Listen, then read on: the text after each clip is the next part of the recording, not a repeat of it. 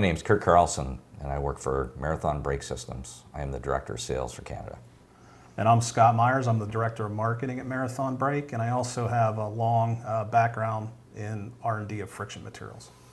So Scott, I travel coast to coast up in Canada, and I see a trend in the industry that typically up in Canada we like the 23K material, standard grade, middle of the road.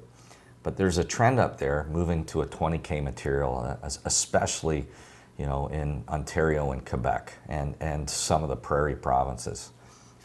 Is this safe?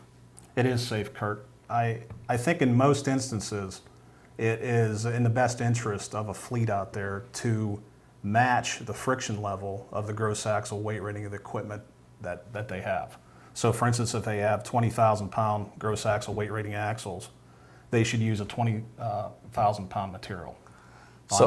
So it's safe. Is it a better option to get the longest life in your brakes to step down from a 23K to a 20K?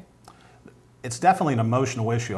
I do think a lot of customers think the 23K is bigger, better, etc. And the 23K will work. I mean, right now there's plenty of people using 23K on 20,000 pound axles.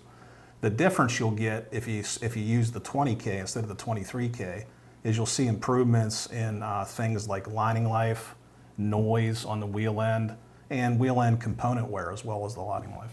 So to go from a 20K to 23K material, I think there's some more additives or quantity of additives, including abrasives in that product. Is this correct? Yeah, you would typically have more abrasives. The other big change you typically see on 23,000 pound materials, especially severe duty ones, is you'll have some raw materials in there that enable it to wear better at higher temperatures, and usually that adds a bunch of cost to the products. That's the other weakness besides the wear, the noise, the wheel end wear, would be that you'd be looking at a price upcharge for the 23K versus the 20K.